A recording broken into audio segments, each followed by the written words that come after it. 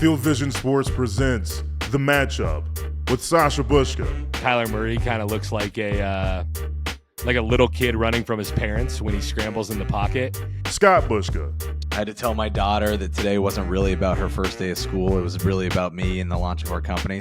And Cody Alexander. Randomly, no. As somebody who's been around football my entire life, I literally can say that I've never smelled smelling salts, nor have I ever seen anybody actually have smelling salts. I'm sure that they were used at some point. Like, share, and subscribe. Welcome to the Matchup by Field Vision Sports. Excited to have you with us as always.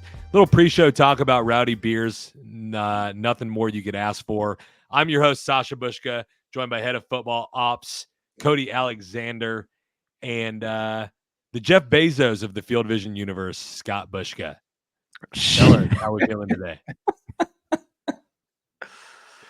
I hate you.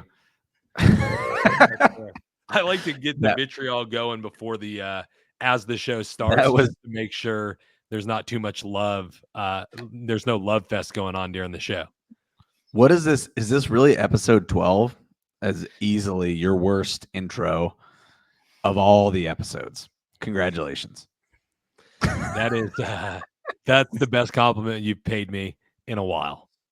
Yes. Yeah. So we got a big show planned. We're going to do a little look back, look forward. And Scott's right. This is the 12th episode of the Matchup by Field Vision Sports, and we're building a following. We appreciate all of you coming along with us. In the second portion of the show, as we look forward, we're going to do something a little bit new today. We're all going to pick a game, an over-under, and a prop bet. It delayed the start of the recording by about an hour, so I hope you enjoy it. And then in the first portion here, we're going to look back into week 3 a little bit before we look ahead to week 4. I like to start on the negative, so I'm going to start with Scott. We need the most disappointing team so far on the young season. And to be clear, we all have one teed up, so Scott may have had a different answer, but we wanted to give you 3 different options to choose from here. Yeah, I wrote, I'm sure everyone is reading my 2,100-word soliloquies of recaps from the weekend. But to me, there are a couple teams you could pick from here. I'm going to go with the Dallas Cowboys as my most disappointing team so far this year. And the reason is not even what they've done on the field, which, let's be clear, what they've done on the field is quite disappointing. They have only managed to beat the Browns. They beat the daylights out of the Browns in week 1, and everyone thought, oh, here we go. Dak signed a new deal. CD signed a new deal. The Cowboys are going to be awesome. Turns out the Browns suck, and the Cowboys might also suck, because what they promptly did is lose, I believe, 44-17 to the Saints, and then they lost 28-25 to the Ravens. Even though our head of social media, Felix, thinks that it meant something that they came back late in that game, it did not mean anything. They came back in that game because the Ravens took their foot off the gas and essentially let them, go down the field. And it wasn't at near as close as that 3-point score indicated. So anyways, I'm rambling a little bit about their on-field performance. The reason I think they're the most disappointing team so far is because of what ensued in the locker room after that Ravens game, which is like essentially the most important people in that franchise and in that locker room, Dak Prescott and Micah Parsons, just throwing all of their teammates and each other under the bus all at one time. And I couldn't even, to be honest with you, like Micah Parsons, I couldn't even decipher what he was saying. He was like all at the same time saying, my teammates aren't doing what they're supposed to do. I'm the superstar. I'm Superman, but we don't need any Supermans. And I have kids and I need to feed my family, and we're not following our gap responsibility. It was just all over the place, but I don't see how you as a teammate can take that in a positive light. Yeah. And I would say the same thing. Sorry, Sasha, I know you're jumping into Dak, and I'll shut up here, or jumping in to comment. But I would say the same thing about Dak Prescott, and he is – this is not to say anything too negative about Dak because I think he is generally really good at press conferences and generally been a really good teammate. But it seemed to me after that game he was shooting some barbs at CeeDee Lamb with his comments around like you got to be in the building, reps take time, practice take time, and if you're not there, it's going to hurt. And as we know, CeeDee Lamb wasn't there all of training camp, holding out for a new contract, even though Dak was holding out for a contract and was in the building and was practicing. So there just seems to me to be a lot of discord. And instead of the most important people in that locker room showing some leadership, it seems like it's going the opposite direction. Yeah, I was gonna say on Micah Parsons, he seems to have a little bit of the Aaron Rodgers syndrome going on lately, which is just like he's trying to sound like he's smarter than he is.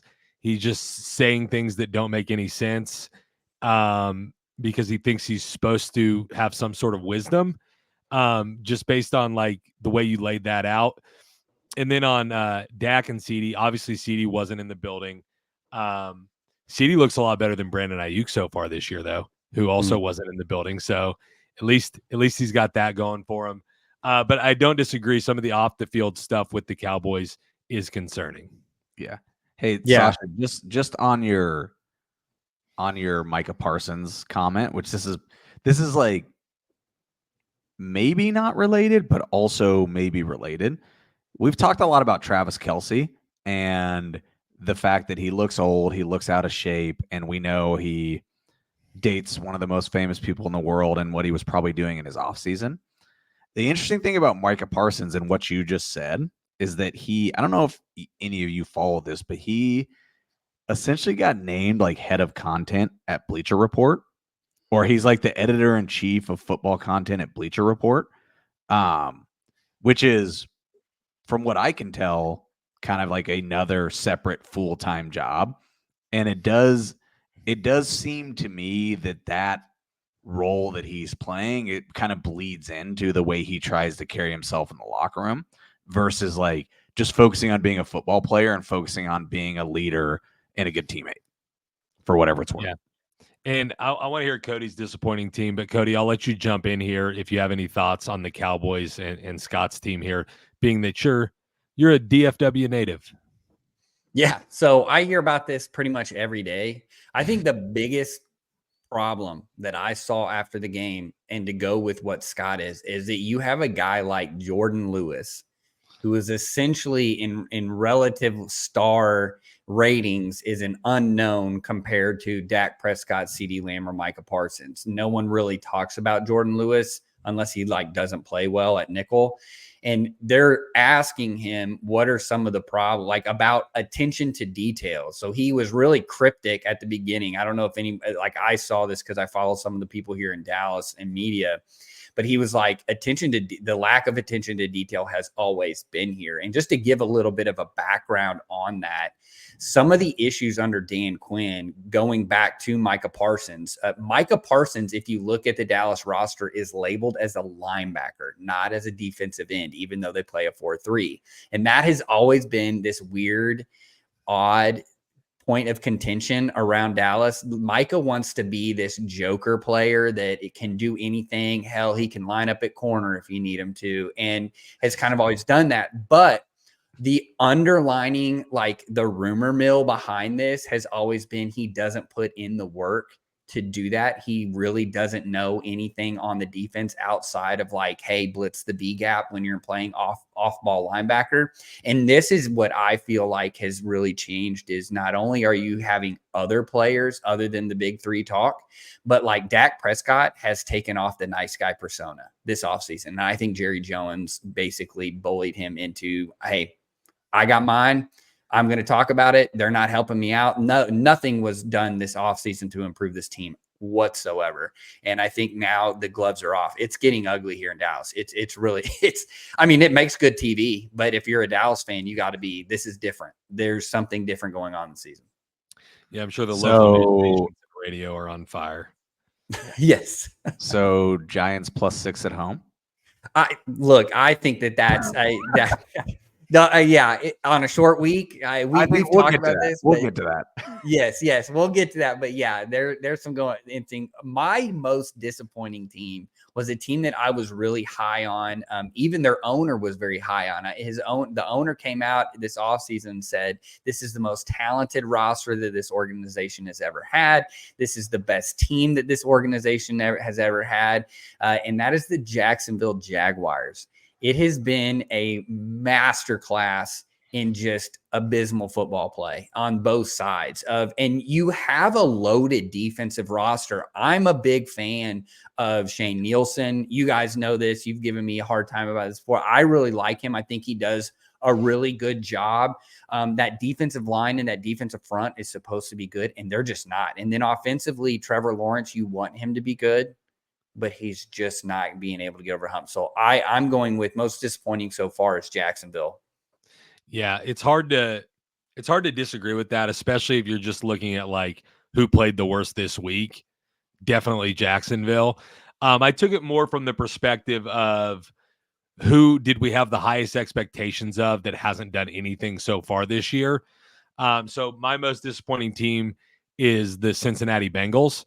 And the reality is if the Bengals, like we've been talking about them as these Super Bowl contenders for several years now, and they did make the Super Bowl in 2021, but the last 2 years they have not, including missing the playoffs last year. But there was always like a reason for it. Joe Burrow coming back from an injury to start last year and then misses the end of the season. They still go 9-8. So you're always looking for this reason that Joe Burrow's still a top 3 quarterback in the league. And to be fair to the Cincinnati offense, they looked good against the Commanders.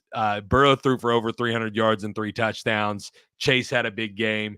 T. Higgins had some spots. Zach Moss played well. So it's not necessarily that. But when you look at the Cincinnati Bengals, they played the Patriots at home and the Commanders at home. Sandwiched in was the loss to the Chiefs. So you think you're coming out of that at least 2-1. And they've been good against the Chiefs at times, so maybe 3-0. But to lose at home to the Bengals and the Commanders, both teams that had win-loss over-unders of 4 or 5 going into the year, it's not like you played the meatiest part of your schedule and now you have some softballs coming up. Now, granted, they get Carolina, so that helps, but Carolina looked better last week, and then they have Baltimore. But if you look at that, you're thinking you're probably 1-4 after 5 games. The Steelers are already 3-0 in the division. Everybody thinks Baltimore is going to turn it around, and Cleveland isn't great, but they're still probably a 500-ish team that you have to contend with. So I think Cincinnati, in order to make the Super Bowl, you have to make the playoffs, and the odds are stacked against them to make the playoffs at this point. So that's probably like where the most disappointment lies right now in the NFL, in terms of the uphill battle they're facing. I agree with Cincinnati. Sasha, I knew you were going to go there which is why I went with the Cowboys. But I mean, and this is real hard hitting football analysis. But I think the Bengals mostly have an effort, attitude, and motivation problem.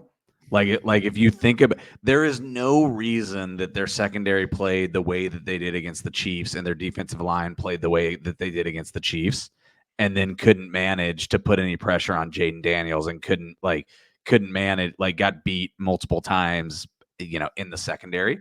And I think this is a problem that's presented itself with the Bengals for years. They're super talented. They always get off to these slow starts.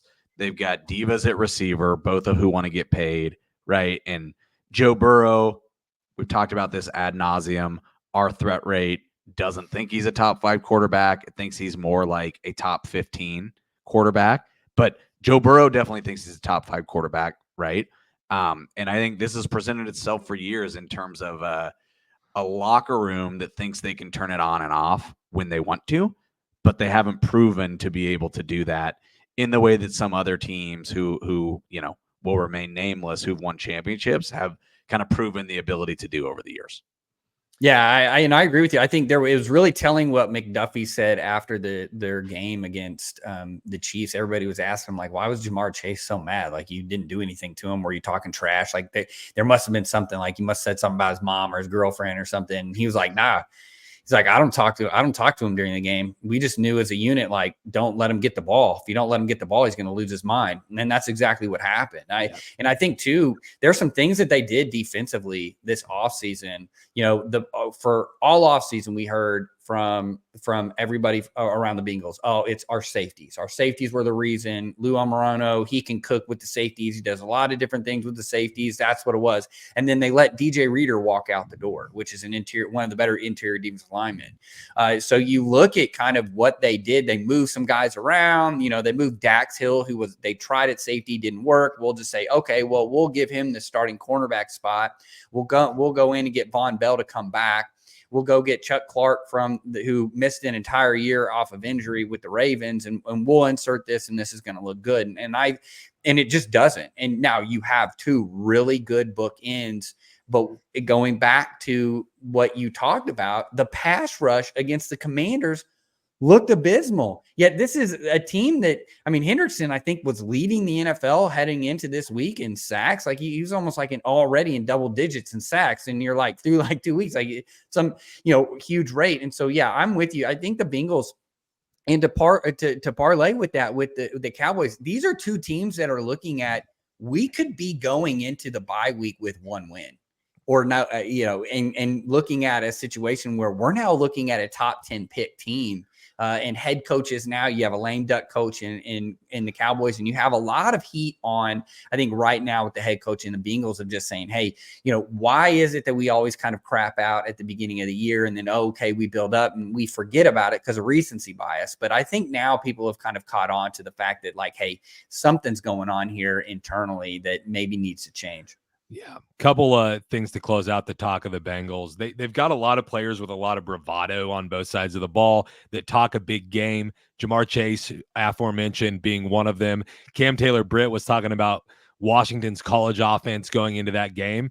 And the reality is, if you're going to talk a big game, you have got to back it up, because you come out looking really silly when somebody sticks it to you when you're talking a big game. And they might need to focus a little bit less on like the bravado and a little bit more on preparation and getting ready for these games, especially leading into the season early in the year.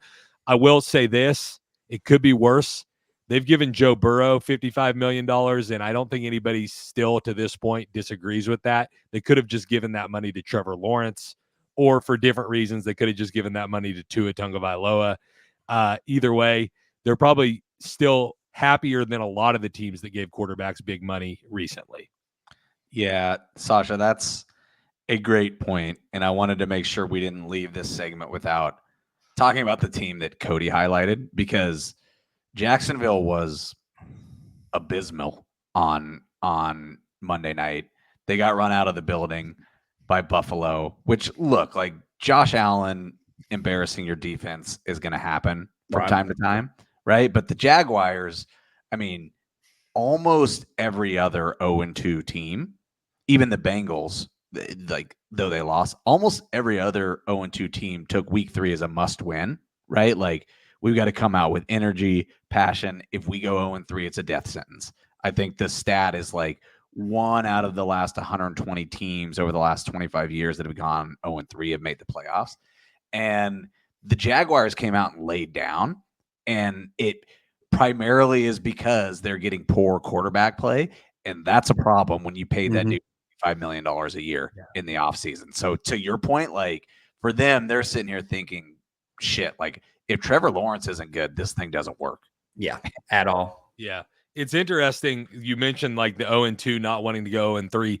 We're talking about two teams, the Bengals and the Jaguars, who a lot of people were picking to make the playoffs, and they didn't come out with the right urgency to not be 0-3. And then you got teams that nobody expected anything out of, like the New York Giants and the Carolina Panthers, who showed a lot of fight and didn't go to 0-3 because they know what that means for a season. So I guess that's why they made our most disappointing list. What do you say we turn positive for a second, guys?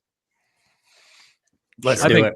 I think that'll be fun. We're going to go around the horn and go with our most surprising teams so far this season. Doesn't have to be a 3-0 team, but teams that have showed success that we weren't expecting a lot out of. I'll let Cody lead us off on this one.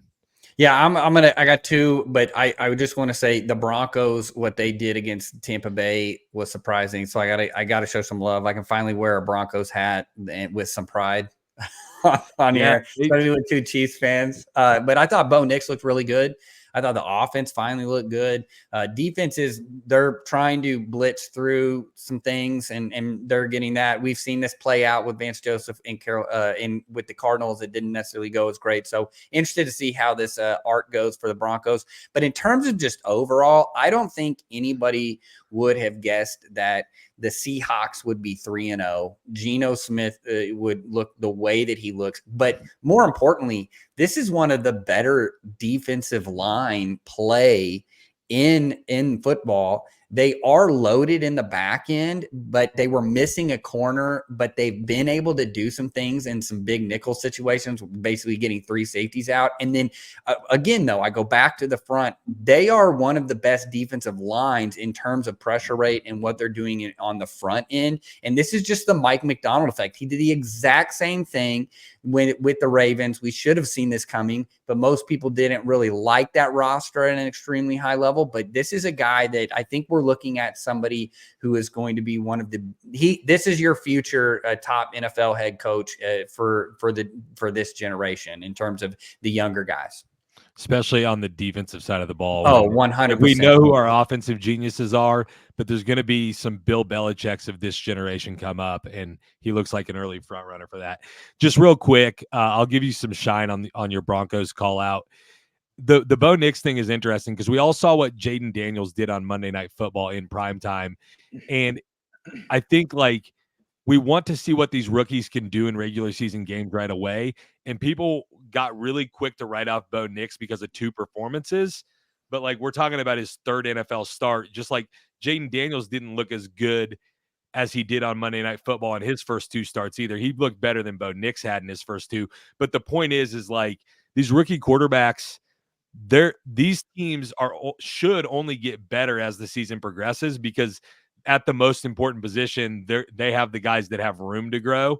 Now, sometimes you lose all your confidence and just regress, and it gets worse and worse. But time will tell on Caleb Williams. I think a lot of people still think he's going to be really good. But Bo Nix and Jaden Daniels both looked a lot better in Game 3 than they did in Games 1 and 2. And if that pattern continues, those are teams you have to watch out for. Scott, yeah, I think I agree with you, and I think that if because I'm going to go to a rookie quarterback in my most pleasantly surprising team so far, but I think you're right that if the Bo Nix performance had been in prime time with everyone watching like Jaden Daniels was, people would be talking about it a lot more. Because I mean, and we we picked it.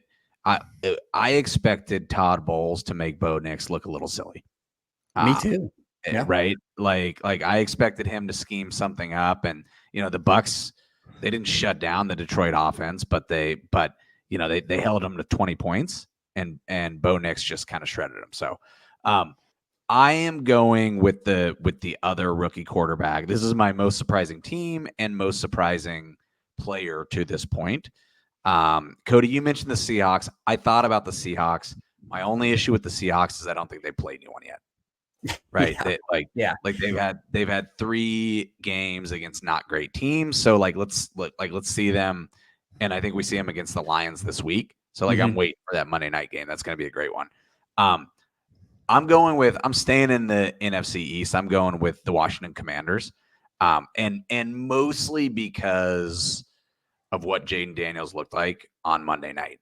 And I just as much as it was about the performance, 21-23, over 90% completion percentage, I think 296 total yards passing and rushing.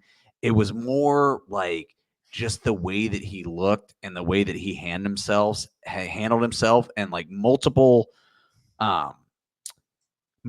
big time throws on fourth down. There were multiple times where he was the one trying to talk Kingsbury into going for it on fourth down. Like, I got this. He is so not afraid of the moment. It's not even funny.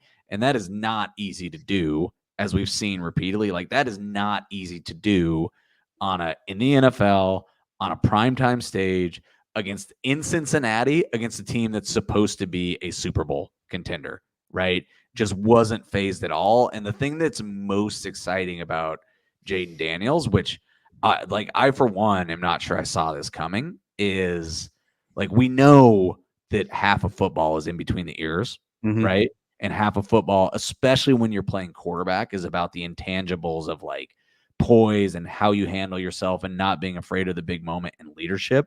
And it just, based on Monday night, what it seems is that Jaden Daniels has got some unique traits in that arena to go along with his unique physical traits. So, look, it's one game, but like you're like I'm sitting here being like, if there's one quarterback that's going to come out of this class and has it, it's probably Jaden Daniels.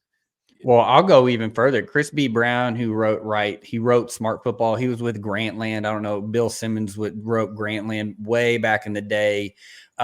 He made a comment on Twitter the other day that I thought was excellent. There's really only one position in football where like you see grown men have like these religious experiences, or they talk about it in like religious words. And what is coming out of the Commanders locker room from these veterans, especially the ones that have been with the Commanders through all the kind of the crap that they've had the past 10 years. It's just like, this guy's different. Everything's changed. That he's the leader, whatever he does, like we're 100. And I mean, it's like they're having this religious experience. To me, that is what, when you start seeing grown men in their 30s who have played this game, who have been with these organizations, be like, that guy is different. That's when you know, okay, we need to probably start paying attention. I also thought, speaking of Bo Nix and Jaden Daniels, their coaches finally leaned into what they were doing. I mean, I've been the one, I tweeted out the other day of like, we collectively on Twitter trolled Cliff Kingsbury enough to let Jaden Daniels rip it. He's got a beautiful deep ball. McLaren is a beautiful deep ball receiver. They finally did it. Bo Nix, everybody's like, hey man, the kid can actually run the ball. You're not getting very much production from the running backs. Why don't you add that element in? You've already, give him kind of that package that you had with the Saints with Taysom Hill. Sure enough, what do we see? We see him running the ball. I thought it completely changed the defense, because now it changes the numbers. Now you change the math on the defense. So kudos to both of those coaches for doing that. But I do agree with you. I think Jaden Daniels, of all of these guys so far, if there's a guy that's going to have it, I think he's the one. Yeah, it'll be interesting. Tampa didn't prepare probably for Bo Nix to run very much, so it'll be interesting to see how defenses adjust to that. In terms of Jaden Daniels, and then I'll give my surprising team, and we don't have to spend a lot of time on him. In terms of Jaden Daniels, there's only one thing he did all night that I didn't like, and it wasn't a big deal, to be clear. But he threw his first ever touchdown pass to an offensive lineman, meaning, and that's not the part I didn't like, but meaning that's going to be that guy's only touchdown ever. And they joked around about it on the broadcast, like who gets the ball, because it was both of their first. They asked Jaden Daniels about it after the game, and he said, I have to have that. That's my first. To me, you say, hey, that guy's never going to get another one. He can have it. I'll take the one I threw to McLaurin to clinch the game as my second touchdown pass ever and call it a day. But we're nitpicking hairs when we're talking about who gets touchdown balls. So you got to give it to the thick six, man. You got to give it to the thick six, 100%. Right? Ladies and gentlemen, Sasha is as selfless as they come. I'm a man of the people. I co-hosted with our producer, a former offensive lineman, for a couple of years, and I know if those guys score a touchdown, they should get the ball. And that said, I don't even know the guy's name who he threw it to. Yeah, something to watch, potentially offset by Bobby Wagner and Austin Eckler, speaking volumes about you. Yeah, absolutely. Yeah, I would say offset by that, but just pointing it out. My most surprising team so far, I think there's a lot of good choices. A team we haven't mentioned so far is the Steelers. But I guess people expected them to win some games. We just didn't know how many. But this is a team that we like. I think most of us projected 4th out of 4 in their division. If not 4th, 3rd at the best. And right now they're leading the way, and that's the Minnesota Vikings. And I think as the season progresses, we're going to stop talking about them as a surprising team. And if Sam Darnold can maintain this level of play, we're just going to talk about them as one of the best teams in the NFC because the defense is really good. But that is the big if in the room is can Sam Darnold maintain this play? And it's a little bit like we've seen guys that struggle earlier in their career and then they get with a better coach and they look better later in their career. But then it's kind of like he's a rookie all over again. Now people get film on him in Kevin O'Connell's system as opposed to just film on him doing God knows what with the Jets. And so it'll be interesting as defenses adjust to what the Vikings are doing with him if Sam Darnold can maintain this level of play. But through 3 games, everything checks out. And the Minnesota Vikings are my number one pleasant surprise of the young season. Was that a shot at Adam Gase? Adam, not even veiled, Scott. Not even veiled. Sasha, you're 100% right. They've got to be the most, I don't know. They've got to be the most surprising team. No one picked them. Everyone had them fourth. People thought the Bears would be better. I think there's a legitimate case to say that they're the best coach team in the NFL. 100%. When you pair Kevin O'Connell with Brian Flores, and I am like so happy for Brian Flores because like everything that went down in Miami and leaving Miami and the case he brought against Miami or the NFL. I can't remember all the particulars, but yeah, there was a point in time when you thought no one's ever going to hire Brian Flores in the NFL again. And the fact that like he got a shot and now he's doing what he's doing in Minnesota just I'm happy for him. B, it speaks volumes of like Kevin O'Connell and his decision making to be like, I'm going to bring this dude in because he's freaking good. So I love the Vikings more so. Like I love the pairing that they have with O'Connell and Flores, offensive and defensive coaching wise. Yeah, you guys know I'm a big Vikings fan, so I didn't want to pick them and be biased. But yes, I'm super pumped. You beat 2 Shanahan teams in a row, 2 of the best Shanahan. One actually led by Shanahan, Bobby Slowick, who I think if everybody's him and Ben Johnson are probably both going to be head coaches next year. Coming from that Shanahan tree system as well. You go and you beat those teams, and you just don't do it. You do it handily and impressively. I agree with you. I'm pleasantly surprised with the Vikings this year. I don't want to spend a ton of time on it because we need to go into moving forward. But the thing coming out of that Vikings game as well, though, is it was masked a little bit because they got 2 wins. But if you watch the Colts and the Bears play this weekend, and you remember that those are the 2 teams that Houston beat, it doesn't look that impressive. No. And then they go out and get boat raced by the Minnesota Vikings. So Houston's like a team to have on the radar as a potential disappointing team later in the year if losses start stacking up. They're 2-1 right now, so it's okay. And their division doesn't look very good, so they probably still win it. But a lot of people had them as Super Bowl, like going to the Super Bowl type team. Not saying they can't still be that, but they did not look very good this past week. No, that's a good point. Yeah, great point. That division with Anthony Richardson and Will Levis and Trevor Lawrence. Like when you mention it, I have the like circle like yes. It's like just roller coaster the whole time. Yeah, 100%. And then like it's funny because Stroud is, and he didn't look very good against the Vikings, but we have a big enough sample size on him to know that like he's like the opposite of that. Like doesn't make very many mistakes, steady as she goes, which is why like Houston I think is still probably head and shoulders above the rest of that division. Right. Did we get any what the F are you doings this week from Brian Callahan to Will Levis? I didn't. I turned that game off, so I didn't.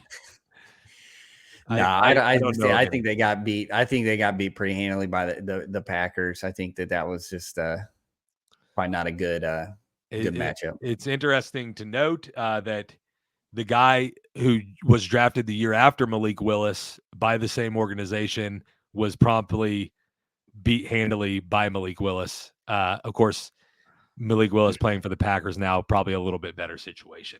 All right, let's look forward a little bit. Our fearless leader, and I agree with him. I think it's a good idea. Thought it would be fun today to kind of share some picks with you guys. We're each going to go around and give like a game pick based on information coming out of our model, an over-under for a game, and a prop bet that we like. We're going to start tracking this throughout the season so you can know how stupid Scott and Cody are and how smart I am as these records start rolling in. I just jinxed myself for eternity. So let's start with the,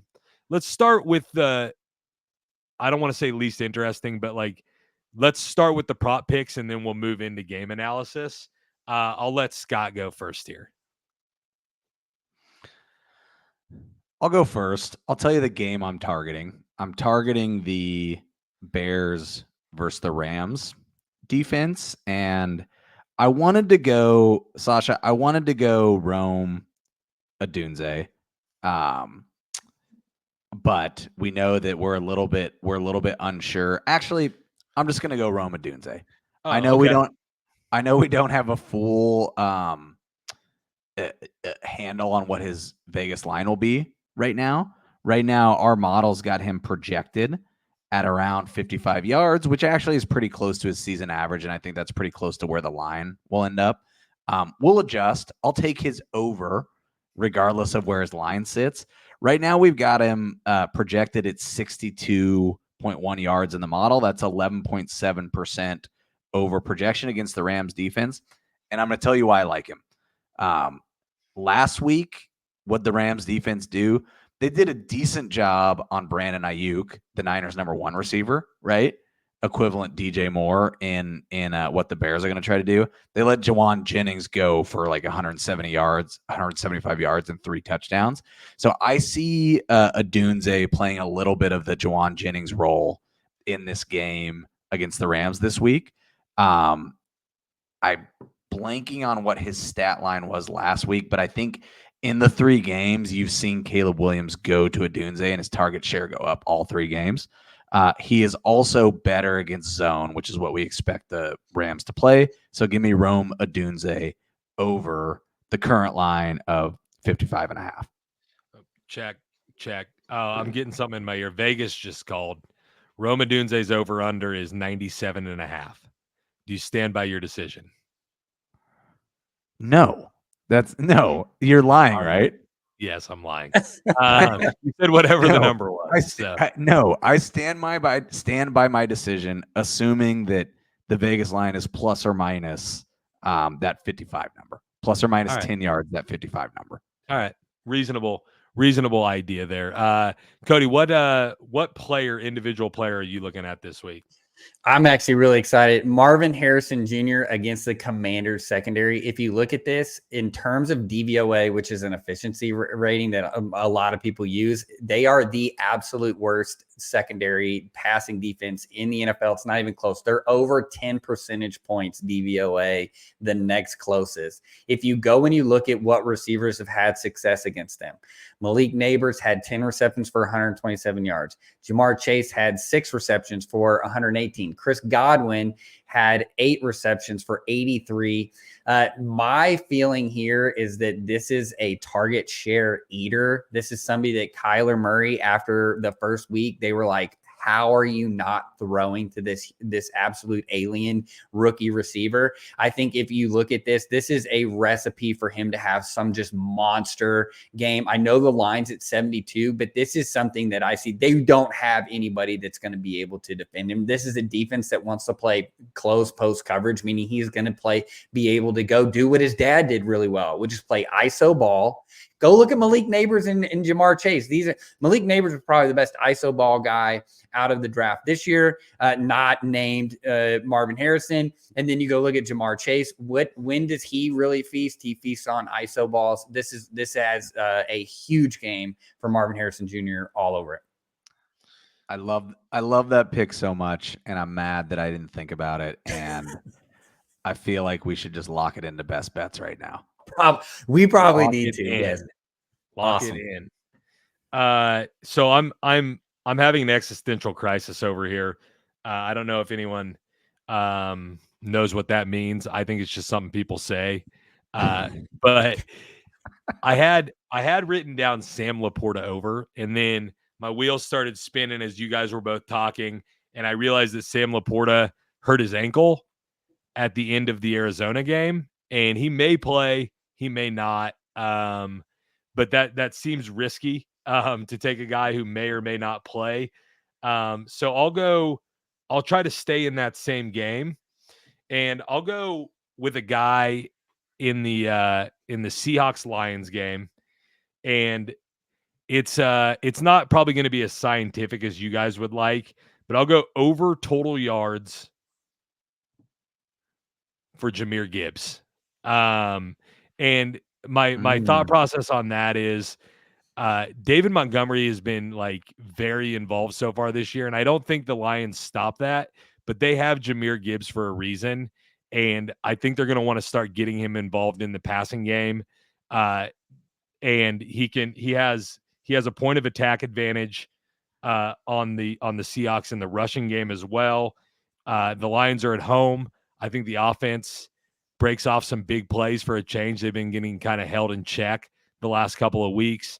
And when it comes to big plays, Jahmyr Gibbs is one of the, like, we've seen Jamison Williams going over the top a little bit this year, but the Lions also generate a lot of big plays on like short and underneath passing and in the rushing game. And Jahmyr Gibbs is the most likely candidate to get those. Think we'll see any hook and ladders? Dude, I got so nervous in that. Jahmyr Gibbs is on my fantasy team, by the way. That's not why I picked it, because David Montgomery is as well. But I got so nervous when that happened because my fantasy stat tracker gave the touchdown to Amon-Ra St. Brown, and I'm like, that's not really how that's scored, is it? Like, it doesn't actually work that way. But Jahmyr Gibbs had 0 receiving yards and 1 receiving touchdown in that game. So, hey, I have a related question, gambling question that I don't know the answer to, that I think the listening public is probably thinking about as well. End of the Niners-Rams game, pitchy woo-woo, right? We're throwing the ball over the field. We need Brandon Ayuk to go over. He almost ends up as the last guy with that ball, right? If he could catch, which turns out was a problem the entire game. Yeah. But if he could have caught the lateral from the lineman, he would have ended up with the last guy as the last guy with the ball and gotten tackled. Does he get all of that yardage? I don't. Cody might have an answer for you. I don't have the exact answer. I will tell you that the Lions ran a hook and ladder last week. Amon-Ra St. Brown caught it, pitched it to Jahmyr Gibbs, and Jahmyr Gibbs got 0 receiving yards for that. So I don't know if they went down as rushing yards for him or if they all go to Amon-Ra. I don't know. I don't know the exact rule. Team yardage. It goes into team yardage. That's where it goes into, which is a weird passing. Yeah, nobody gets it. No, seriously. Yeah, no, I swear to you. Yeah, if you ever see team, it means that somebody fumbled and they picked it up or something else, and they give it to the team because it's not an actual production. So I'm don't quote me on it, but I think that's where it would end up. They get everything like up to the point of the fumble, right? Or up to the point of the pitch. Mm-hmm. Right. Yeah, that makes sense. So even if Ayuk would have caught that, he wouldn't have gone over. The only thing that could have helped us is if Ayuk caught it like 40 yards down the field and then started pitching, because he still would have gotten the original 40 yards. Yeah. Well, if they would have passed it to him originally, I think he would have dropped it. So that's probably why that's probably why they passed to someone else. Yeah, that's fair. Let's go to our over/under picks. We got some player props out of the way. I'll go first here. The model likes both these teams more than a point over their individual totals. And I know we just got done talking about the Minnesota defense. It'll be interesting if Jordan Love plays in this game, but the way the Minnesota offense has looked and the way the Green Bay offense has looked, regardless of who's playing quarterback, I like both teams to be able to move the ball a little bit here. Our projected score is 24 to 22.4 for good for 46.4 points on an over-under of 43.5. I have the over in the Green Bay, Minnesota game. Okay. I like it. This would also be an opportunity to talk about these games while I bring them up. Well, I do think that even though the Vikings defense is playing pretty well, and that the Packers defense actually isn't that bad, I do think that these teams know each other. And so what ends up happening is you play a little bit differently. And so it kind of negates a lot of the advantage that you have in terms of just, we're going to really go after you. So, you're going to get something different. So going over, I can totally see this. I think the Vikings can end up winning this game and going 4-0, especially with Malik Willis as quarterback. But LaFleur has done a masterful job of handling that situation. I definitely could see this going over. I mean, this is an awesome game. One of the best of the weekends, like maybe the two best coaching jobs in the NFL up to this point of the season. Sasha, I agree with you on the over in terms of, not that I necessarily think it's going to be a shootout, but that number's not that big, like 43.5 with two highly competent offenses. The one thing I like, my concern with that over, but also just to think about it, the game overall, is whether or not Jordan Love plays, which I don't think unless I'm wrong, do we know that answer yet? I don't think we do for sure. Yeah, I think they're being really cryptic. Yeah. And I guess, like, one scenario, Malik Willis plays, and you can pretty much guess what Brian Flores is going to do, right? Is he's going to try to he's going to blitz a lot and try to make life really difficult for him. The other scenario is that Jordan Love plays, and Brian Flores is not exactly the person or the DC you probably want to be playing if you're coming off a MCL sprain and wanting to be a little bit careful and not super mobile. So that to me is the most interesting question in the game. The Packers defense has been, and Cody, I would be curious your point of view here, but like coming off that Green Bay game, I'm thinking same old Packers defense, right? You shift coordinators, you go to Jeff Hafley. Who cares? They're not any better. They've looked quite a bit better the last couple games. Now, like the asterisk here is that they played two teams from the AFC South and two, we already talked about them. They played Anthony Richardson and Will Levis. So we should probably take that with a grain of salt.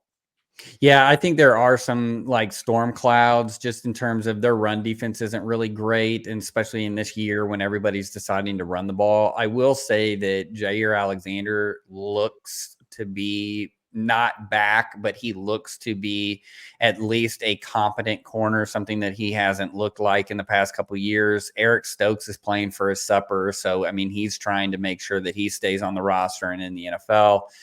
So I think that they have some things. Look, I think Bullard, who is one of their secondary players, has done a really good job. Xavier McKinney, there's talent there. And so to me, this is one of those, I wanted to wait and see before I committed anything. But in terms of on paper talent, this is a good defense. And yeah, they should be beating those teams from the AFC South. Yeah, that's astute for sure. Scott, why don't you give us your over-under pick for the week? I'm going, and I'm gonna state it for the listening public. I'm a little worried about all the overs that we're taking here. This is a classic betting behavior, but I'm zeroing in on the Cardinals Commanders. The analysis Cody gave around Marvin Harrison Jr. against this Commanders secondary gives me some confidence. This is a big number. That game, Commanders at the Cardinals, the over-under is 50.5. Right now, our model has it at, if I can do math correctly, 54.3. Like a huge number over. I think you've got in Washington a defense that still very much is finding its footing and getting hammered by good quarterbacks and good receivers. And conversely, I don't know that Arizona's defense is terrible, but what we know is that, and we saw last week, is that the Commanders' offense is pretty dynamic, and Yeah. they can run and they can throw, and Daniels can get out on the corner and run. So I'm going to go over 50.5 points in this Commanders-Cardinals game, which I think is just a really interesting game in general. No, I think this has a college game atmosphere to it in terms of just points. You have an offense coordinator in Washington that will abandon the run the moment that you will allow him. You have a defense that's really good. I say really good, is good against the run, abysmal against the pass. Even though they do some things in the back end, they have two really good safeties, but on the outside perimeter, which is where a lot of what Jalen Daniels was hitting against the Bengals, they do a really good job. They'll be able to do that. So to me, this has shootout written all over it. And I like this pick. This was on my list of games in terms of like, if we were going to do this is one I would pick for sure. Cody, what over under do you like? Okay. I'm going to help Scott out. I'm going to go with the under. I think Thank God. the Bengals Panthers game is going to be ugly.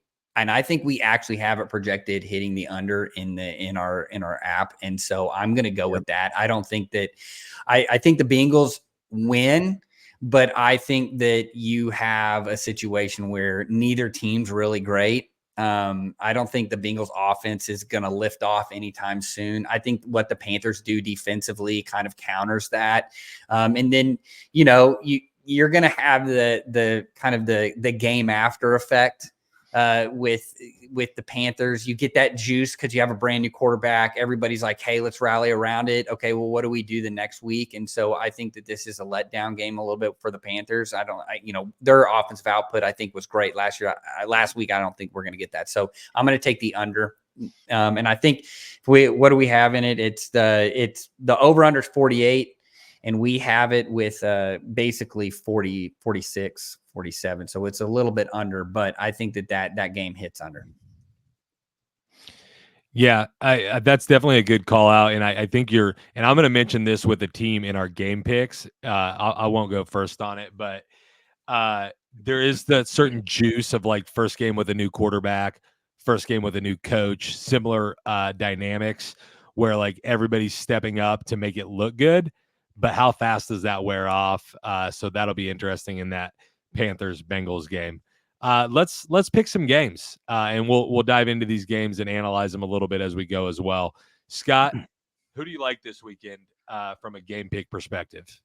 Yeah, I'm going to signal the game that I'm going to, but before I do, Cody, will you just give us and the people listening 2 seconds on the playbook that Vic Fangio ran against the Saints offense this past weekend? Yeah. So one of the big surprises, everybody was like, what the hell happened to the Saints? But we should have seen this coming. Again, if you study history, you're able to project forward. It was the exact same defense that he ran in 2018 to win a game against Sean McVay. If you remember back in 2018, the Rams' historic offense basically trolled everybody except the Bears. They won 15-6, and nobody remembers it because then they go on this historic run. The Lions tried to do it, but the Rams ended up winning. So then we could fast forward all the way to the Super Bowl. That Bill Belichick steals Fangio's scheme to win the Super Bowl against the Rams. And what he did is he essentially put 6 on the line, and he played quarters coverage behind it, which is something Bill Belichick doesn't do. But Fangio did the exact same thing. You essentially have stops at the outside. You plug all the gaps. And then you have layers in the back end that kill all those crossing routes. It was beautiful. Then everybody, if you remember this, the next year, everybody runs the exact same defense for like 5 weeks in a row. And McVay had to basically change his whole offenses, which is what we get today. So that is what happened this week. And we should have seen it coming, but we didn't. And of course, Vic Fangio pulled out his 2018 playbook to get a rookie coordinator in Kubiak. So I knew that would get Cody excited. Fire him up. We're going to have to throw him in the ice bath again. He sounded like my favorite high school football coach ever, Coach Charlie Ebright, who was also a history teacher, when he's talking about studying history to learn what's going to happen in the future. Which is only my second favorite thing Cody said this podcast after he's playing for his supper, because I feel like I'm playing for my supper right now. Anyways, the reason I asked that question is I think what Fangio did is give the rest of the league a bit of a playbook for what Clint Kubiak and Derek Carr were doing for the first couple weeks. The reason I'm bringing that up is I like the Atlanta Falcons to cover 1.5 at home against the Saints. I think Raheem Morris is going to take a bit of that playbook. He's going to copy it. The Falcons are coming off a pretty brutal loss to the Chiefs on Sunday night, and they need a victory. And so I think we're going to continue to see the Saints regress to the mean. And I like Falcons -1.5. I like that. Yeah. And don't forget, Raheem Morris comes from the system that he runs as Fangio adjacent. So this is already there. This is an easy adjustment for them. They have it. They already have it in the playbook. Right. And I should mention that our model also likes them. I think our model's got them winning by 2.5. So full point and when these are efficient lines is pretty meaningful. Yeah. And you know what? The model probably doesn't even know that it's Kirk Cousins at 1 o'clock on Sunday, which is his best spot. It's the witching hour. It's awesome. Yeah. I can't wait for the dad hour this weekend. Cody, and I'm going to rush us along a little bit here because we're running a little bit long on time. Cody, do you have a game pick? Yeah, so I actually like the Seahawks covering the Lions, and I think that this is a game that they might be able to win outright. I know we talked about the Lions, or the Seahawks not necessarily playing anyone, but I think this is a game that feeds right into what Mike McDonald does. This is a secondary that's big and physical against some of these smallish receivers, and so I think that this is a little bit of a mismatch in terms of Seattle coming in. So I think that they cover and maybe even win outright. Little behind the curtain into my mind here for the listeners. A place you don't want to spend a lot of time, but every once in a while it's fun to go back there. The reason I paused before I asked Cody if he had a game pick was because I couldn't remember if we had already done Cody's game pick. So it happens from time to time. It's a live pod recording. Scott, any thoughts on that game or any other game? And I'll give my last one and then just close it out because I don't think anybody wants to talk about the game I'm picking. No, my main thought was that Cody loves Mike McDonald. And he just loves the thought of a defensive genius getting a head coaching job and taking over the league. So, I think he might be clouded a little bit by his love for defensive coordinators, but I don't mind the pick. I'll pick a game that I don't think anyone really wants to talk about, which that does us all a favor. But San Francisco's 1-2. I think the Patriots played really hard week 1 for Jerod Mayo in his first game ever. It might have been a little bit of fool's gold. We saw the deficiency in talent last week against the Jets. You don't want to have a weak offensive line playing the San Francisco 49ers. The 49ers might get a little bit healthier. They might not. Either way, I think they cover the 10-point spread and kind of try to assert themselves against the New England Patriots at home. I know 10's a big number. I don't feel like taking double-digit numbers in the NFL, but I think the Niners win this one going away. I can see that. I mean, I don't. And the model likes him by 11.4, by the way. Yeah, I don't mind that pick, although 10 is a massive number. Yes, what you got me thinking about is there 3 big money lines that we can put together for a money line parlay, which is always a way to screw yourself. Yes. Yeah, but could I interest you in Niners, Chiefs? And then next biggest spread is the Jets over the Broncos, 7.5. No, I don't trust love that. It. Yeah, I think don't trust it at all. For whatever it's worth, I think I would take the Broncos to cover that. Yeah, me too. Against the Jets. For sure. A little bonus pick for the people there. Our All Threat and All Havoc teams for week 3 are out. Check those out on the app. FieldVisionSports.com has some information out there as well.